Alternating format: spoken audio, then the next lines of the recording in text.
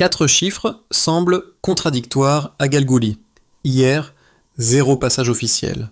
Aujourd'hui, plus de 74 000 mouvements enregistrés en un mois. Sur une piste que la poussière recouvrait, un simple rectangle de béton, alimenté par le solaire et les données biométriques, prétend désormais tenir un morceau entier de frontière. Que signifie vraiment cette expérience pour les habitants et pour Ibrahim Traoré, qui a fait des marges son terrain de reconquête prioritaire? Si ce poste isolé tient dans la durée, la carte du Burkina Faso pourrait se lire autrement, à commencer par cette lisière longtemps laissée au vide. Galgouli porte une promesse mesurable dans une région où les engagements s'effritent souvent avant même d'être mis en œuvre. Le poste frontalier n'annonce pas un miracle. Il propose un bénéfice simple, concret, formulé en 10 mots. Un service public qui fonctionne chaque jour change une frontière. Cette idée, en apparence modeste, redéfinit pourtant les attentes des habitants, car elle introduit une continuité que rien n'avait garantie depuis des décennies. La véritable mise en jeu se situe ici.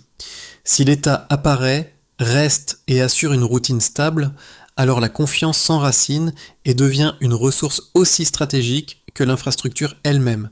Si au contraire le dispositif faiblit, la rupture serait double, technique et symbolique, entraînant l'effondrement d'une crédibilité difficilement reconstruite.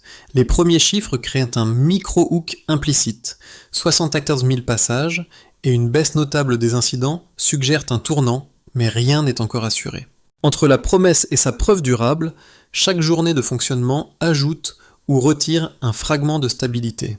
Et c'est précisément cette incertitude qui confère au site un poids disproportionné dans le débat national. Plus de 64 000 passages en un mois. Ce chiffre, surgissant dans une zone longtemps considérée comme marginale, a renversé toutes les attentes initiales. Une seconde donnée a suivi, tout aussi décisive, une baisse de 37% des incidents frontaliers dans le sud-ouest, révélant qu'une présence modeste pouvait produire un impact massif en quelques semaines seulement. Ce double constat, placé au tout début du projet, a transformé Galgouli d'un simple prototype en un point d'inflexion mesurable. Pendant des décennies, cette localité n'était guère plus qu'un point effacé sur une carte coloniale jaunie. Les dunes, les pistes poussiéreuses et les lisières forestières formaient un espace où l'État se résumait à une rumeur intermittente, portée par des radios défaillantes et des registres froissés. Les flux humains, passeurs, familles, commerçants, groupes armés, traversèrent la frontière sans laisser de traces. L'absence de contrôle nourrissait la peur. La peur érodait la confiance, et sans confiance, rien ne pouvait se reconstruire durablement. C'est précisément ce cycle qu'Ibrahim Traoré affirme vouloir briser. Pour lui, la souveraineté commence aux marges, avant de toucher le centre. À Galgouli, ce principe s'incarne de manière radicale. Là où ne subsistaient que des outils improvisés, apparaissent désormais des scanners biométriques remplaçant les cahiers écornés, des panneaux solaires alimentant l'eau potable et des données quotidiennes substituant les rumeurs fragiles. L'infrastructure ne symbolise pas seulement l'État, elle le rend visible, prévisible, presque familier. Le changement est donc autant psychologique que matériel. Pour la première fois, un poste frontalier burkinabé fonctionne comme un véritable service public et non comme une barrière abstraite. Les habitants observent le bâtiment et y reconnaissent une présence qui leur appartient, une routine qui ne dépend plus du hasard des patrouilles. Le 15 juillet 2023 marque moins une inauguration qu'un basculement discret. En une cinquantaine de jours, un prototype est devenu une habitude administrative. Dans ce glissement vers la normalité, une question longtemps suspendue commence à trouver un début de réponse mesurable. Une frontière peut-elle réellement redonner de l'espoir ? À quelques mètres des câbles solaires, les voix de ceux qui vivent la frontière au quotidien donnent une épaisseur humaine aux données. Bernadette Cambiré, vendeuse de fruits et mère de 4 enfants, se souvient d'un temps où l'État n'existait qu'à la radio. Désormais, elle remplit ses bouteilles au forage alimenté par le poste et résume la transformation en 3 mots. Lumière, paix, routine. Son témoignage éclaire un changement souvent décrit comme technocratique, mais qui se manifeste d'abord dans la vie ordinaire. Un ancien officier local apporte une autre perspective. Pour lui, le poste frontalier a inversé une relation longtemps asymétrique. Quand on sert, on est enfin vu. Cette phrase, simple mais déterminante, décrit la mutation silencieuse d'une institution qui retrouve une place lisible dans le quotidien de la population. L'autorité ne repose plus uniquement sur la surveillance, mais sur la continuité d'un service rendu. Cette prise de terrain correspond à la doctrine défendue par Ibrahim Traoré, selon laquelle la souveraineté doit s'exercer à hauteur d'homme. À Galguli, cette logique devient tangible. Les agents manipulent les scanners, enregistrent les passages, ajustent leur patrouille et s'approprient une infrastructure qui, quelques mois plus tôt, aurait semblé étrangère. Leur présence régulière crée un socle psychologique dont la fragilité initiale s'efface peu à peu, remplacée par une forme de routine collective. Autour du poste, les premiers effets visibles s'enchaînent. Les marchés rouvrent, les restauratrices retrouvent leurs clientes, les transporteurs stationnent sans appréhension excessive. Aucun de ces éléments n'est spectaculaire isolément, mais leur accumulation donne un sens concret à la question centrale. Une frontière peut-elle transformer un lieu oublié par la simple constance de son fonctionnement ? Le déclencheur survient à l'aube du 15 juillet 2023, lorsque le cliquetis des scanners biométriques remplace soudain les salutations approximatives qui rythmaient autrefois la frontière. Soldats, ingénieurs et habitants se tiennent côte à côte devant un bâtiment dont personne ne mesurait encore la portée. L'ouverture paraît banale. Quelques contrôles, quelques identifications, une routine administrative que d'autres pays pratiquent depuis longtemps. Pourtant, cette normalité importée agit comme une rupture nette dans un lieu où tout avait été laissé au hasard. Le premier jour suffit à révéler l'essentiel. L'État revient, et cette fois, il reste. Les heures suivantes confirment cette cassure. Les mototaxis, habitués à filer sans laisser de traces, doivent présenter leurs identités. Les commerçants enregistrent leurs marchandises. Les familles venues du Ghana réalisent que la traversée exige désormais des étapes ordonnées. Rien de spectaculaire. Pourtant tout change. Un protocole clair s'installe, comme si une frontière longtemps invisible se solidifiait sous les yeux des habitants. Ce geste administratif, en apparence simple, marque un avant et un après. Le crescendo arrive quelques semaines plus tard. Les applaudissements de l'ouverture se dissipent, remplacés par des rumeurs insistantes.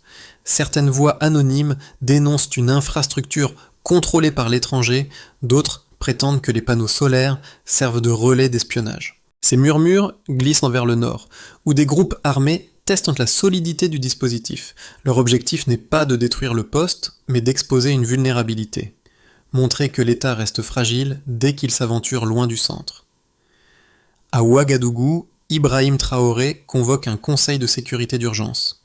L'enjeu dépasse la simple protection d'un bâtiment. Il faut défendre une doctrine, reconstruire les marges avant de sauver le cœur du pays. Les patrouilles sont renforcées. La coordination avec le Ghana est resserrée. Les médias publics diffusent un message net. La frontière n'est pas négociable. Pour la première fois depuis longtemps, une action militaire suit une infrastructure civile, et non l'inverse. Ce renversement symbolique crée un précédent dans un Sahel habitué à la logique opposée. Puis la retombée s'installe, silencieuse mais décisive. La riposte attendue ne vient pas. Les groupes armés reculent en constatant que la lumière reste allumée chaque nuit et que les patrouilles demeurent régulières. Les marchés voisins rouvrent. Les enfants recommencent à jouer à l'ombre des câbles solaires, indifférents au débat géopolitique. La routine regagne du terrain, lentement mais sûrement. L'infrastructure n'a ni triomphé ni échoué. Elle a persisté et cette persistance suffit à remodeler l'atmosphère de la frontière. Dans les semaines suivantes, les effets secondaires se multiplient. Les petites entreprises locales prospèrent autour du poste. Les transporteurs trouvent un point d'ancrage fiable. Les restauratrices reçoivent de nouveaux clients. Les gardes se familiarisent avec un rythme de travail qu'ils ne connaissaient plus. Cette série d'ajustements crée un climat qui tranche avec les années de vide administratif. Une frontière qui fonctionne chaque jour devient un repère, puis un cadre, puis une certitude fragile mais réelle. Ainsi se dessine la ligne complète. Un déclencheur discret, une montée en tension aiguë, puis une retombée qui ne ramène pas au point de départ. Galguli ne retourne pas au vide. Il s'installe dans une normalité construite, entretenue, observée. Et cette normalité paradoxalement, constitue l'événement principal. La transition de Galguli se lit d'abord dans un basculement simple du néant chiffré vers une mesure régulière. Avant l'installation du poste solaire et biométrique, aucun registre fiable ne permettait de connaître les mouvements humains, les incidents, ni même la fréquence des échanges locaux. Le point de départ, un baseline presque vide, constitue en lui-même une anomalie administrative. C'est précisément ce vide que l'infrastructure comble en quelques semaines, produisant une série de deltas qui redéfinissent la perception de la frontière. Le premier indicateur massif s'impose comme une révélation, plus de 74 000 passages enregistrés en un mois. Ce volume, inédit pour une zone longtemps considérée comme secondaire, montre que les flux existaient déjà, mais circulaient invisiblement. Le chiffre a une signification double. D'une part, il donne une existence institutionnelle à des déplacements auparavant hors radar. D'autre part, il crée une base statistique qui permet enfin d'anticiper, de comparer, de réguler. La simple disponibilité d'une donnée quotidienne devient un levier de gouvernance, un outil que les autorités locales n'avaient jamais eu. Le deuxième indicateur transforme la lecture sécuritaire. Une baisse de 37% des incidents frontaliers observés dans la zone sud-ouest depuis l'ouverture du poste. L'écart n'est pas attribué à une militarisation accrue, mais à une présence ordonnée et prévisible. Là où les patrouilles irrégulières laissaient des marges d'opportunité au trafic, la visibilité continue réduit les comportements à risque. Le delta montre que la stabilité, même modeste, opère comme une forme de dissuasion silencieuse. Ce résultat constitue un argument central pour les partisans de la doctrine portée par Ibrahim Traoré qui associe souveraineté et routine plutôt que démonstration ponctuelle de force. Le troisième indicateur touche au tissu socio-économique. Plus de 200 emplois directs et indirects créés autour du poste. Le nombre peut sembler limité à l'échelle nationale, mais dans un espace où l'économie formelle était quasiment absente, il agit comme un choc structurel. Chaque emploi ancre un habitant, stabilise un foyer, renforce la présence quotidienne autour de l'infrastructure. Ce chiffre ne décrit pas seulement un marché du travail, il exprime la naissance d'un micro-écosystème qui transforme la frontière en ressource plutôt qu'en vide. Ces trois mesures doivent toutefois être replacées dans un cadre plus large. Pendant des années, l'absence d'État avait produit une économie parallèle où les flux évoluaient sans règle. Le passage vers un système biométrique, alimenté par l'énergie solaire et appuyé par des procédures standardisées, produit un effet de normalisation progressive. Les mouvements deviennent traçables, les interactions administratives régulières, les procédures intelligibles pour la population. L'infrastructure agit ainsi comme un hub d'habitudes nouvelles. Au-delà des chiffres, la perception évolue également. Les habitants déclarent se sentir plus en sécurité, non parce que les dangers auraient disparu, mais parce qu'ils voient une lumière stable, des uniformes identifiables, un bureau ouvert chaque jour. Les analystes parlent alors de souveraineté de proximité, une expression qui décrit un état perçu non comme une abstraction centrale, mais comme une présence quotidienne mesurable. Ces données, mises bout à bout, ne résolvent pas toutes les incertitudes. Elles révèlent cependant un principe essentiel. Lorsqu'une frontière cesse d'être invisible, la stabilité cesse d'être hypothétique. Galguli démontre que l'effet le plus puissant n'est pas la technologie elle-même, mais la régularité qu'elle impose. Deux lectures opposées se confrontent autour de Galguli, et chacune possède une cohérence interne qu'il faut reconnaître avant de tenter de les départager. La première, soutenue par les promoteurs du projet, avance que le poste représente une avancée rare dans le Sahel, une frontière fonctionnelle, gérée localement, capable de produire des données fiables, tout en améliorant la vie quotidienne. Selon cette perspective, les chiffres parlent d'eux-mêmes. Les 74 000 passages enregistrés en un mois et la baisse nette des incidents frontaliers révèlent qu'un État présent, même modestement, peut modifier la trajectoire d'une zone longtemps délaissée. Pour ses partisans, l'infrastructure sert de preuve matérielle à la doctrine défendue par Ibrahim Traoré, fondée sur l'idée que la souveraineté se construit depuis le terrain.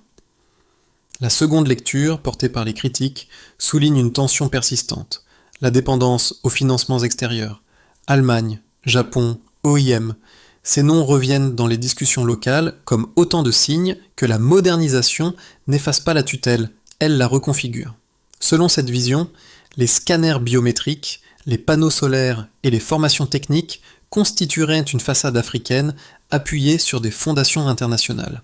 Galguli deviendrait alors un laboratoire, fonctionnel en apparence, mais lié à des partenaires dont les priorités ne coïncident pas toujours avec celles du Burkina Faso. Pour évaluer ces deux positions sans dogmatisme, il faut revenir à ce que les faits permettent de confirmer. La gestion opérationnelle du poste est assurée par des agents burkinabés et les données sont stockées à Ouagadougou, non à l'étranger. Aucun drapeau autre que celui du pays n'apparaît sur l'infrastructure, ce qui limite l'idée d'une dépendance totale. Cependant, le rôle des bailleurs demeure réel. Sans leurs apports initiaux, ni l'énergie solaire ni la biométrie n'auraient vu le jour aussi rapidement. La réponse la plus solide se situe donc entre ces deux pôles. Galguli n'est ni un modèle d'autonomie absolue, ni une vitrine sous influence. C'est un dispositif hybride où la souveraineté se construit dans la durée par la maîtrise locale d'un outil financé conjointement. Autrement dit, un terrain où l'on observe en temps réel comment un État du Sahel peut apprendre à tenir ses marges. À ce stade, Galguli n'est plus un simple prototype posé sur une marge poussiéreuse. Le poste devient un point d'observation où l'on distingue pour la première fois ce que pourrait être un réseau frontalier burkinabé cohérent. Les scanners biométriques tournent sans interruption. Les panneaux solaires assurent l'eau et la lumière avec une régularité presque déroutante pour un site longtemps livré au vide. Les routines administratives s'installent comme si elles avaient toujours existé. Une scène résume ce midpoint. Au lever du jour, une file d'habitants attend au forage, pendant qu'un agent vérifie des documents venus du Ghana. Rien d'extraordinaire ailleurs, mais ici, ce geste ordinaire activerait autrefois des heures d'incertitude. La normalité devient un événement. Pour les observateurs extérieurs, cette continuité tangible confirme un principe défendu par Ibrahim Traoré. La souveraineté ne se proclame pas, elle se démontre par persistance. Et si un poste peut tenir ainsi, alors le modèle peut se répliquer sans s'effondrer. La révélation du milieu du récit n'est donc pas spectaculaire, elle est structurelle. La stabilité cesse d'être un horizon lointain pour devenir une hypothèse crédible, fragile encore, mais plausible. Les effets de Galguli ne se mesurent pas seulement dans les données ou dans les déclarations officielles. Ils se manifestent dans la manière dont 4 groupes distincts, habitants locaux, agents de l'État, voisins régionaux et acteurs économiques, ont vu leur quotidien se transformer. Chaque groupe reçoit une part du choc, une part du bénéfice, et une part de l'incertitude qui entoure ce poste frontalier devenu repère. En ce qui concerne pour les habitants du voisinage, pour les résidents de Galguli, le changement est d'abord tangible. L'eau coule régulièrement grâce à l'alimentation solaire, réduisant la dépendance aux trajets imprévisibles vers des puits éloignés. Les marchés, autrefois sporadiques, s'installent de nouveau chaque semaine avec une prévisibilité qui rassure les familles. Le sentiment de sécurité ne tient pas à la disparition totale des menaces, mais à la présence visible et stable d'un bâtiment qui ne s'éteint pas la nuit. La frontière cesse d'être un vide anxiogène pour devenir un espace où la routine reprend sa place. En ce qui concerne pour les agents de l'État, les forces de sécurité et les agents administratifs découvrent un terrain d'apprentissage concret. Ils manipulent les scanners biométriques, gèrent les enregistrements quotidiens et ajustent leurs patrouilles en fonction de données désormais fiables. Cette prise en main locale donne un sens pratique à la doctrine défendue par Ibrahim Traoré, qui insiste sur une souveraineté exercée à hauteur d'homme. Les gardes et contrôleurs ne sont plus perçus comme des silhouettes ponctuelles, mais comme des repères familiers dont la présence régulière consolide un lien longtemps distendu entre institutions et population. En ce qui concerne pour les voisins régionaux, au Ghana, les autorités saluent une barrière contre les trafics et une coordination plus fluide, notamment autour des mouvements transfrontaliers. En Côte d'Ivoire, certains commerçants redoutent un ralentissement administratif, mais reconnaissent que la clarification des flux réduit les risques d'abus. Au Mali et au Niger, les régimes alliés observent Galguli comme une expérience de souveraineté africaine assumée. Un modèle modeste, mais symboliquement puissant. Cette visibilité régionale place le poste dans un paysage géopolitique où la stabilité locale devient un argument stratégique. En ce qui concerne pour les acteurs économiques, autour du poste, un micro-écosystème s'est développé. Réparateurs de câbles, petites transporteurs, restauratrices, vendeurs d'eau, commerçants itinérants. Plus de 200 emplois directs et indirecte ancrent l'infrastructure dans la vie quotidienne, transformant un espace autrefois incertain en plateforme de revenus réguliers. Les trajets deviennent moins aléatoires, les échanges plus prévisibles, les marges de profit plus stables.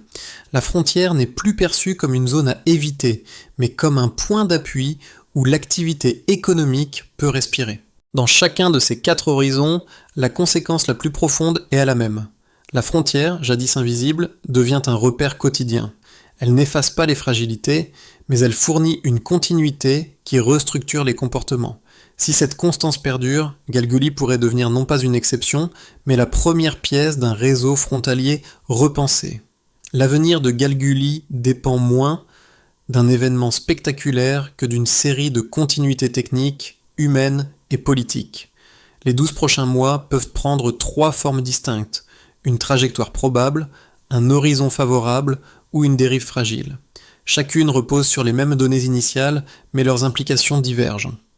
En ce qui concerne le scénario le plus probable, la consolidation progressive, dans cette trajectoire, le poste poursuit ses opérations sans rupture majeure. Les patrouilles mixtes entre le Burkina Faso et le Ghana se stabilisent et les données biométriques circulent régulièrement vers Ouagadougou. Les infrastructures solaires traversent la saison sèche sans panne critique et les agents locaux perfectionnent leurs procédures.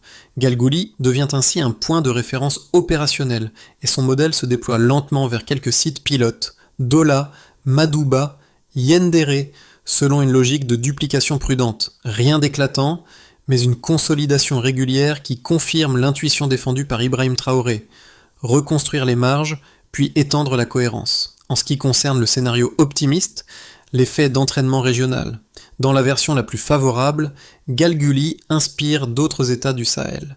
Le Mali, le Niger et la Guinée adoptent un schéma combinant énergie solaire, contrôle biométrique et emploi local. L'Union africaine cite le site comme exemple de souveraineté démontrée. Les partenaires européens privilégient alors l'accompagnement plutôt que la supervision. Dans ce contexte, le Burkina Faso devient exportateur de méthodes plutôt que bénéficiaire d'assistance, et la doctrine des marges gagne en crédibilité. Le poste cesse d'être une singularité pour devenir une référence. En ce qui concerne le scénario fragile, la rupture symbolique, la trajectoire la plus vulnérable, repose sur une attaque ciblée, non pour détruire l'infrastructure, mais pour éroder la confiance qu'elle génère.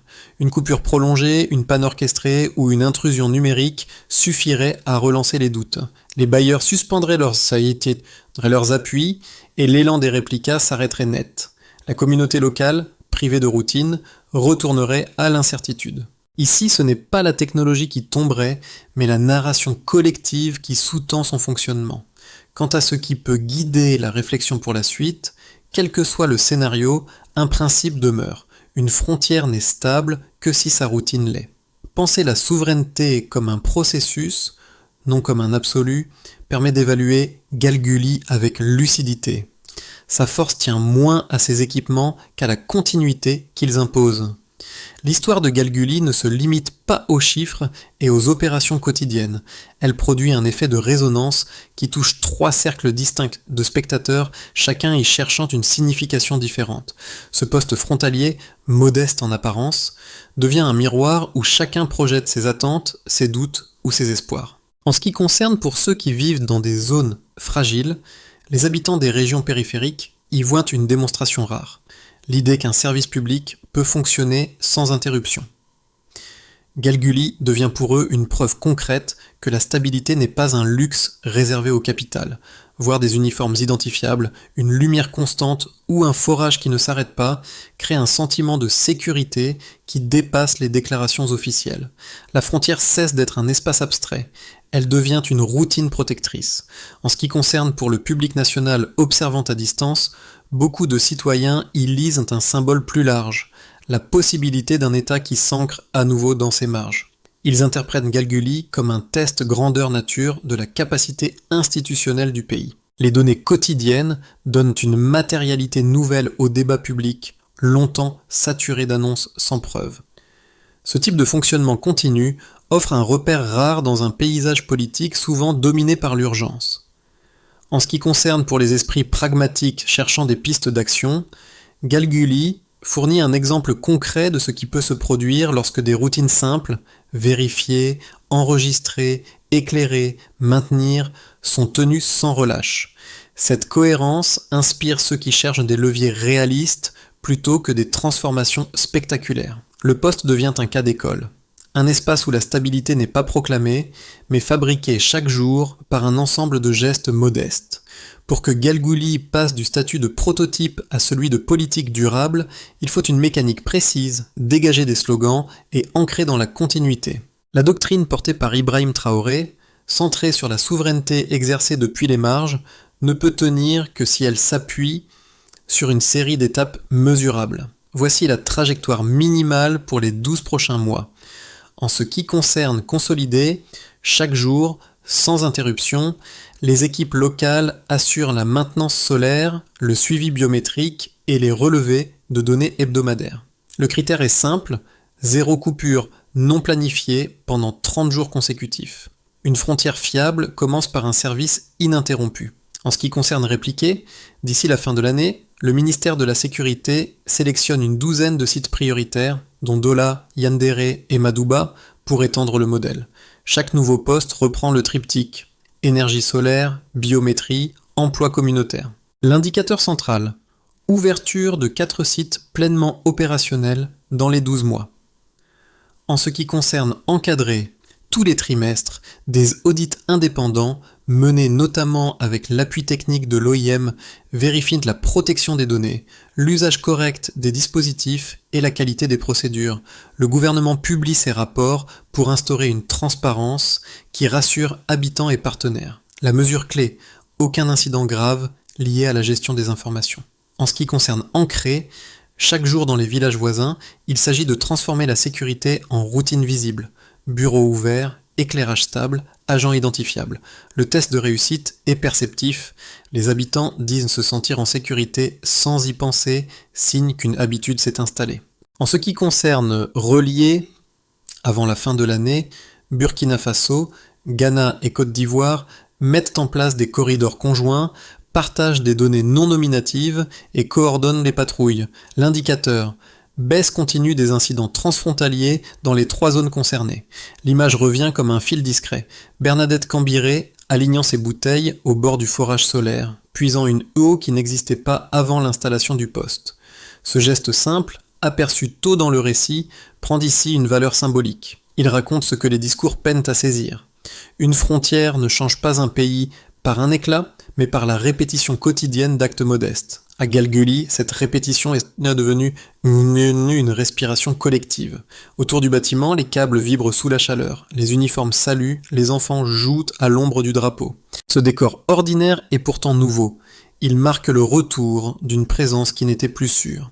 La doctrine défendue par Ibrahim Traoré trouve ici son terrain le plus concret. Une souveraineté qui n'a pas besoin de solennité, seulement de constance. Pour comprendre comment le fil narratif se referme naturellement, un poste frontalier qui sert avant de contrôler, qui éclaire avant d'imposer, qui demeure avant de promettre. Dans un Sahel souvent dominé par l'urgence, la persistance devient un acte politique. La stabilité naît d'un lieu qui tient. Et si Galgouli continue de tenir, alors ce site longtemps oublié pourrait devenir la preuve qu'une marche peut, un jour, soutenir tout un pays. Galgouli n'est ni un modèle parfait, ni un récit achevé.